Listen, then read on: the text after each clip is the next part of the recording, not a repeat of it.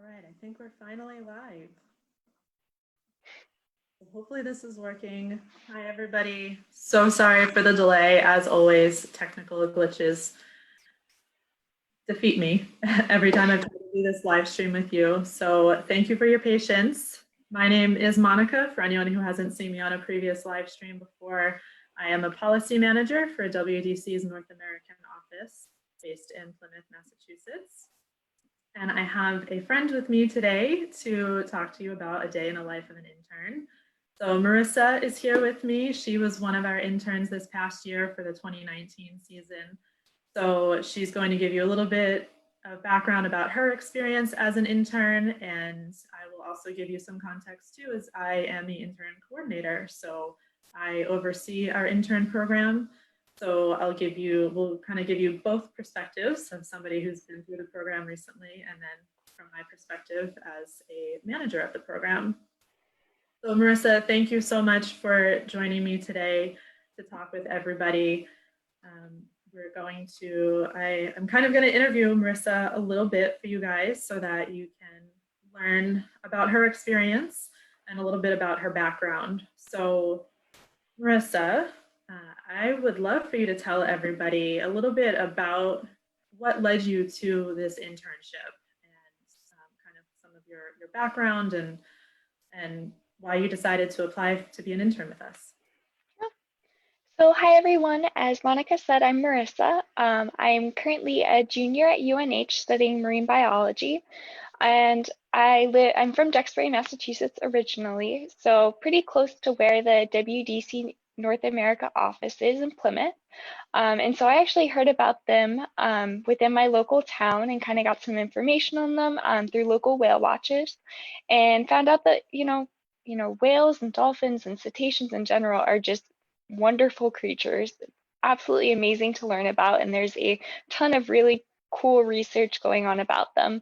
And so I wanted to kind of get involved in that community, and so I actually reached out to the office and asked if there's any volunteer work I could do potentially, and then I also interned with them during the summer of 2019. Marissa, did you have a favorite part of the internship experience with us? That's a good question. I know most people say the boat days, so going throughout the internship, we as interns went out and collected opportunistic data aboard the whale watching vessels. So obviously being able to see whales in their natural habitat and observing some of those really unique behaviors is absolutely amazing. So that definitely has to be one of my top or one of my favorite things. And then another part was doing a lot of the outreach events. We actually have a giant inflatable North Atlantic right whale named Delilah, and we get to bring her to different schools and different events in general, and get to bring people inside and show her internal anatomy and some of her features, and just seeing the look of amazement on people's faces is like an incredibly rewarding experience. It never gets old, does it? No, for sure. Yeah, we experience the same thing from a staff perspective as well. The variety of events that we participate in across the board, the reactions are all very similar. It's just amazement and fascination. And anytime that you're able to physically bring a whale to somebody who can't go out on the water and see them, it's always a rewarding experience. So I also wanted to ask you too about your experience working with your fellow interns, because I know you in particular had a pretty close group, both your fellow interns that you worked closely with. You guys were all here for about the same time frame. So there was 3 of you that were here from May. You started in May last year through most of the summer. So what was that like, knowing that you were going through this experience with other people who all kind of had different backgrounds, but you guys were all here at the same time and working together? Yeah. So as I've learned throughout, I've gone through college and, this internship as well, is having a community of people who share your passion is just an absolutely amazing thing to have, and being able to talk to people. And so the other interns and I, Holly and Zoe, we spent a lot of time together, went on events together. And then later we were joined by Mel and Aaron as well. But we just had in a community, we would, communicate about what whales we saw that day, you know, who got to see the best whale was kind of the competition, who got the coolest sight for the day. But even just being able to say, hey, like, did you see this marking on this whale or this unique behavior? So it's all just about sharing those observations and knowing that you guys are kind of having that same experience. Awesome. Well, and I know from seeing all these different groups of interns over the years that a lot of our interns maintain contact with each other, and it kind of starts to build these friendships that last well beyond the internship too. So I know that definitely enhances the experience for you guys, but it's also really nice for us to see that as well, that you guys are staying close even beyond your time with us here.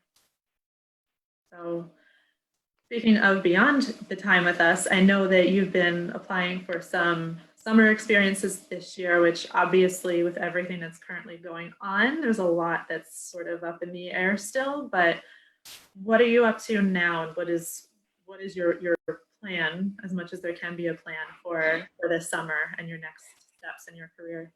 Yeah, so I applied to a bunch of different undergraduate research experiences throughout what would have been the summer of 2020.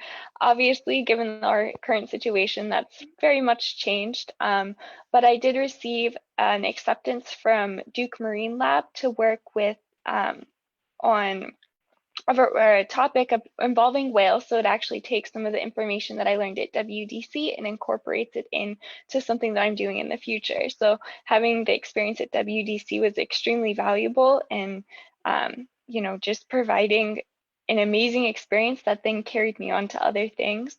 After this, I have one more semester of college, and then I'm off into the real world, and I'm hoping to, after finishing college, to go into graduate school. Awesome.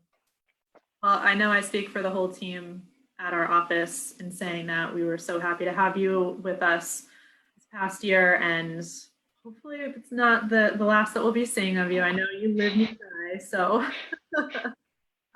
you know, we always like to maintain contact with our former interns, and hopefully maybe some of you are out there watching this. So hello to anyone I haven't talked to in a while. And we want to be here to support you and to support all of our interns who go through the program. It is important to us that you are, this is kind of a launching point for you to move forward and take the steps that you need to get to where you ultimately would like to be in your career. I have just one more question for you, and that is whether you can give the people that are out there listening, anyone who might be interested in potentially applying for this internship or a similar internship, do you have any advice or anything that you would recommend to any potential future interns? Yeah. So first of all, don't be afraid about applying to places. I know like applications may seem intimidating and seem like a lot of work, but in the end, even just putting your name out there is extremely valuable. In terms of this internship, you know, obviously boat days are amazing, office days are amazing, they're just in different ways. So, you know, your boat days, you get to go out and see the whales and interact with people aboard the vessel, but your office days, you're taking all that information that you photographed, that you recorded, and kind of like coming to different conclusions and basing those or seeing those observations on paper. And there's, you know, the most rewarding experience is being able to, after you've, you know, gone through your 1,000 photos or more, being able to put that trip away and be like, wow, like this was my trip. And, you know, it's just nothing beats being that feeling. So Yeah, some people definitely took more pictures than others last year. yeah, I was definitely guilty of that. Well, we always say it's better to have more pictures than you need because you can always delete them. We live in a wonderful time of having digital cameras. And I know from listening to like our director, Regina, back when she was doing the field work and out on the boats, that they didn't have digital cameras. So we should feel pretty lucky that we can take 1,000 photos to go through. Yep, for sure. Proverbial ice cream headache, as they say. Cool. Well, I am going to give a little bit of context from my perspective now, a little bit of history about the intern program. So I'm going to share my screen here in a second. And I do encourage everybody, if you have any questions, either for myself or Marissa as we go along, please do send those in the chat. As always, we'll keep an eye on it and make sure that we're responding to any questions that come through. And 1 second here to share my screen.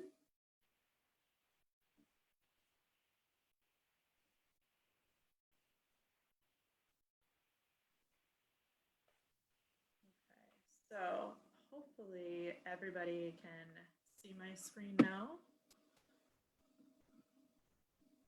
Just check in here before I get started.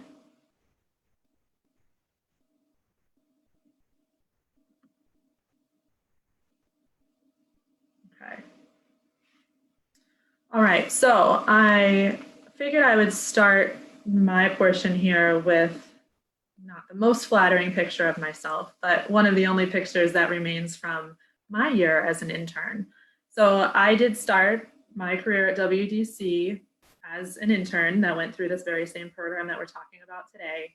Of course, over the years, there have been a number of changes and it's evolved over time. So it's definitely a different experience now than it was when I was an intern back in 2009, which does feel like forever ago, but this was where I got my start, and that applies to 3 other members of our staff here in the North American office as well. So we are a small office. We've been fortunate that we've been able to keep a couple of our former interns on staff, and it really is kind of a testament to how this type of a program can really get your foot in the door and get your career sort of launched. So here I was at an outreach event one night as an intern, just still figuring things out as I went. And there is a lot to learn as you begin as an intern. So just to give a little bit of background, over the course of the intern program, we've had 91 interns from 8 different countries. So the majority of our applicants do tend to be from the US, which should be no surprise. Obviously, there's a lot of travel considerations and financial considerations for international travel as well. But we have been pretty far reaching. So a lot of European countries, we had an intern from Argentina and an intern from Brunei, which is very far from here. I hadn't actually even heard of it before I met that intern. She was here the same year that I was. So we've been pretty far reaching, like I said. Those interns have all made really great contributions to our program. We couldn't be where we are today without them. They've collectively added over 400,000 images to our sightings database. So that is a lot of work. As Marissa pointed out, sometimes you have about 1,000 pictures per trip. It all depends on what you see out there. So a lot of work has gone into that database, many, probably thousands of hours of work to maintain that database. And all of that data does get used in a variety of aspects of our work. In terms of our intern success, one of the ways that we measure success of our program is the ability of our interns to continue their careers in this field of conservation biology. So there's a lot of different ways that somebody can go within the field.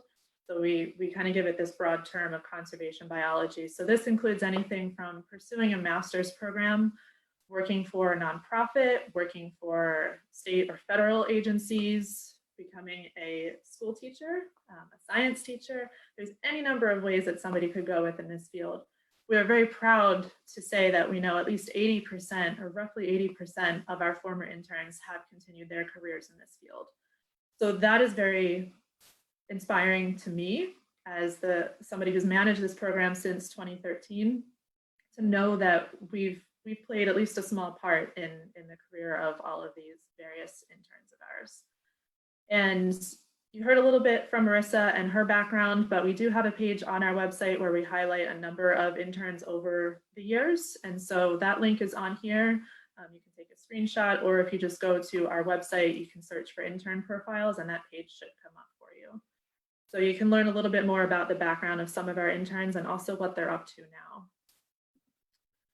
So somebody starting as an intern with us, they will receive quite a bit of training and orientation. We have the program set up so that it's pretty introductory. We don't expect anybody to come in with all of the background information that they'll need. We provide all of that. So it is a pretty It's a pretty intense first week or so as you're just kind of being a sponge and absorbing as much information as you can. So this does involve training out in the field, but also in the office and getting used to using our different software programs and just learning the ropes, knowing the process from start to finish. There are a lot of steps along the way, so it does take a little bit of time to really absorb all of that and then become proficient in it. But our team of staff is dedicated and always there to help. So we're very involved in that training process. When it comes to being out on the water, obviously it's a really awesome thing to be able to go out and see the whales. But I always do tell everybody, even from the start when we're interviewing potential applicants, I always tell everybody that we really can't set your expectations as to what you might see out there. It is important to remember these are wild animals. They will go where they want to go, do what they want to do. We are typically out on commercial whale watching trips. So we're working within usually about a 4-hour time window where they can run that trip. And we go out to a certain part of the ocean where we think we're likely to see whales. And whatever we happen to see that day is what we're able to collect data on. So this does involve quite a bit of multitasking. As you'll see on the picture on the right there, one of our interns is holding a clipboard where she's writing down written data on a data sheet. She has a portable GPS unit there that she's taking information from, and she has a camera strapped around her neck. So it is a bit of a juggling game to use all of this equipment and document everything that's being seen out there, but we are collecting a bunch of different things, which includes the types of whales that we're seeing, the types of behaviors those whales are exhibiting, how many whales are in a group, or are they on their own? We're writing down exactly where we are, so we're using that GPS to note our exact position at that time. And we're tracking their movement. So over the course of time that we're spending with a whale, we do what's called opening and closing a sighting. So our starting location and then our ending location with that whale to see if they've moved over a certain amount of time. And then we're trying to take identification photos. So we can identify individual whales in a lot of cases, especially for humpback whales and also finback whales. Those are two species that we tend to see quite a bit on these whale watches. So we're documenting basically as much as we can. The other major component to being out on the boats is education. So that is a big part of our organization. One of our main goals is that education and outreach. So our interns are walking around the vessel, seeing if passengers have any questions. We have samples of baleen, which is the feeding structure for humpback whales and other large whales. People can see and touch that sample of baleen to get a better understanding of it. We have some other educational resources out there as well. So on the right is Marissa out on the boat talking to a whole group of kids who seem to be very interested in what she's talking to them about, which is awesome. And then on the left is our intern, Aaron, who also joined us this year. And then the lesser known part begins at that point. We do spend a lot of time in the office. So anyone who's not used to sitting in front of a computer screen all day might need some time to adjust to this, because for every trip that we have out on the water, depending on what you're seeing out there, it can take a couple of hours to a couple of days to fully process a trip. So there are multiple steps in this process, identifying your individuals if possible, going through all of your photos, making sure you know what's showing in each of your photos, and then uploading all of that information into our sightings database. So it can be very tedious. And again, the more data, the more photos you have, the longer this process will take. So our interns are very dedicated. There have definitely been some pretty long days spent in the office, but this is a very important part of the process. We do also want to make sure that our interns have a good understanding of a number of different aspects in this field. So the internship mostly focuses on science and outreach, but we want to make sure that they have time to sit and meet with our various members of staff and learn a little bit more about what each of our staff members works on. So we're a close-knit team. We all wear multiple hats. We have a lot of concurrent projects going on. And so we try to make sure that our interns can experience as much of that as they possibly can. So this picture here that you're seeing is our executive director, Regina, who's going over marine mammal policy in the US and how how it protects these whales that we also work so hard to protect. I would be remiss if I did not give a shout out to our office dogs. And so just for a little bit of context about our office environment, we're fairly relaxed. We work hard. We definitely work hard. So having the dogs there is a nice brain break distraction. I will say that nobody ever eats lunch by themselves. You're likely to have at least one, if not multiple dogs at your feet keeping you company. So these are just a few of our office pups. Our pup team keeps growing, which we love introducing new pups to our pack. So they are our emotional support and a very welcome distraction. Birthdays are also really big in our office. So if any of our interns have a birthday while they're interning with us, you can expect to have a birthday cake and a card signed by everybody and probably some pretty terrible singing, but it's the thought that counts. So we do try to make sure that our interns are enjoying these more personal moments in life too while they're here and not missing their families too much. So the other big component, as I've mentioned, and as Marissa mentioned earlier, is our inflatable whale named Delilah. So she is a life-size North Atlantic right whale. So she's about 50 feet long. And we just received her as an upgraded model of a previous version we had. We received this professionally built version of Delilah last March. And over the course of the year in 2019, we hosted 21 different outreach events spanning from Massachusetts, a bunch of different parts of Massachusetts, all the way down the coast to Florida, where we attended the Right Whale Festival last November.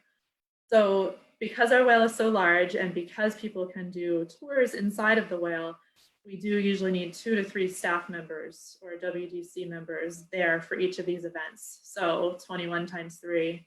That's obviously a lot of hands on a lot of different days. So our interns were a huge part of this outreach program of ours. So a big shout out to everybody. And not just this past year, because we again had a previous version of Delilah who our other former interns had also helped with. So we are super grateful to them for helping to staff those events. This is a peek inside of the whale, and these 2 pictures here are of Zoe, who was another one of our 2019 interns and one of Marissa's comrades. So Zoe, if you're out there, hi. She did a phenomenal job, as well as Marissa, in these outreach events. So she's with a group of students here inside of the whale on the right side here. And we give them a tour of the internal parts of the whale. So you're seeing things like their rib cage, their lungs, blowholes, the baleen, the spine, and the jaw bones. So we're kind of giving people an overview of what it would look like inside of a whale as much as we possibly can. And in addition to that, our outreach events also feature a number of different hands-on activities and informational pieces. So our interns really get to experience a lot of those different methods of doing this public outreach when they're with us. And again, to make sure that our intern program is as well-rounded as possible, we try to make sure that our interns can experience some of the other interesting things in the area. So not too far from us in Plymouth is the New Bedford Whaling Museum, which is a great place to visit if you haven't been there before and you're nearby or you're ever visiting the area. Definitely recommend it. Our interns kind of took a field trip here to go and visit the museum.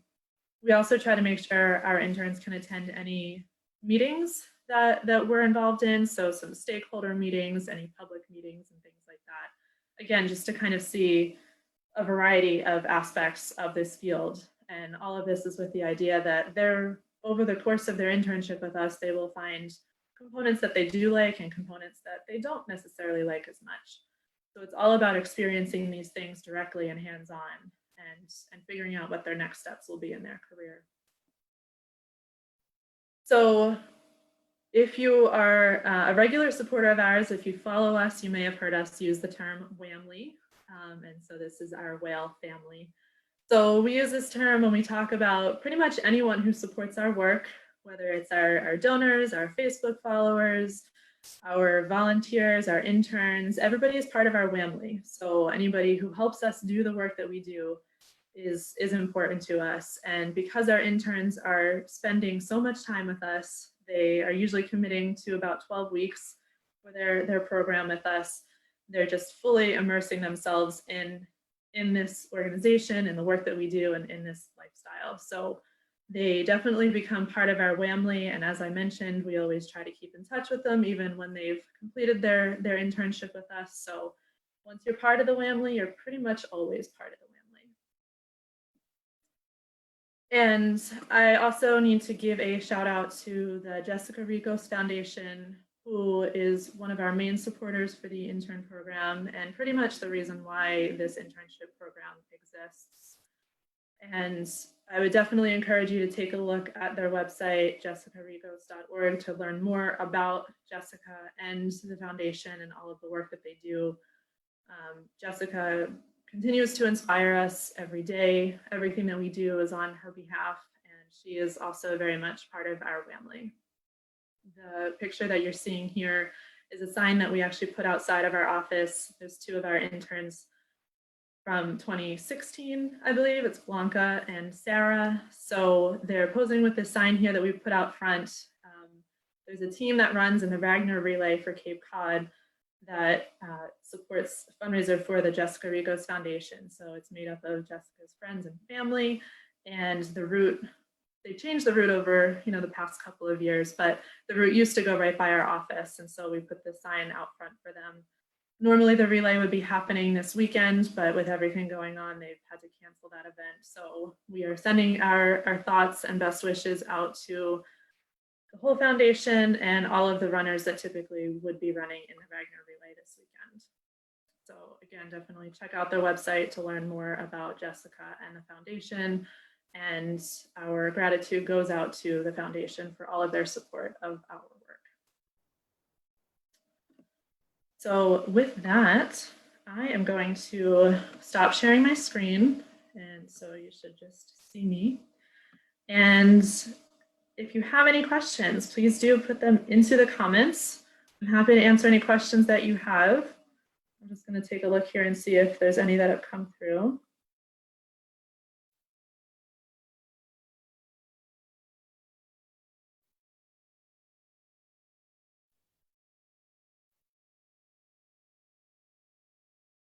I'm not sure here. I'm not sure if I'm seeing all the comments. Thank you to those who have watched, and Marissa did have to sign off. I know we were a little bit late starting. She had another call that she had to get to, but if you have any questions for Marissa, you can also drop those in the comments. We'll follow up with her and make sure that she gets a chance to respond. But if you are interested in applying for our internship this year, we kind of don't really know what's going on right now. We're sort of in a holding pattern just to see how many of our activities can carry on as planned at this point due to the COVID-19 outbreak. We're of course following instruction from our governor here in Massachusetts and waiting to see what the rest of the year will look like for us. But regardless, if anybody has any questions about the internship, again, you can drop them in the comments here. You can go onto our website and contact us that way. We do have a whole page on our website with information about the program. I think my email address is on there as well. So we're always happy to answer questions. We try to be accessible to you guys. And yeah, so for anybody who's out there and potentially interested, definitely reach out to us. And we hope to be able to do more of these and just keep in touch with everybody virtually as much as possible while we're waiting this out. Okay, so I am seeing one question. Do you have to be in college to be an intern? No, you do not. We do have a minimum age requirement of 18. So you have to be 18 or older, but you do not have to be in a college program. Most of our applicants do tend to be either recently graduated or still enrolled in college programs, but there is some variation to that as well. We have some interns that have been a little bit older. If you're taking a gap year, or maybe it's somebody who wants to apply for a master's program but doesn't quite know what they want to do yet, we have a lot of those applicants that are interested as well. So we do not have a specific degree requirement. Even if you are enrolled in a program, you don't have to be enrolled in a marine science program or anything like that. So when we're selecting applicants, we're looking for basically a well-rounded person. So you don't need to have all of the relevant experience already. You pretty much just have to have a willingness to learn and just a general interest in this field.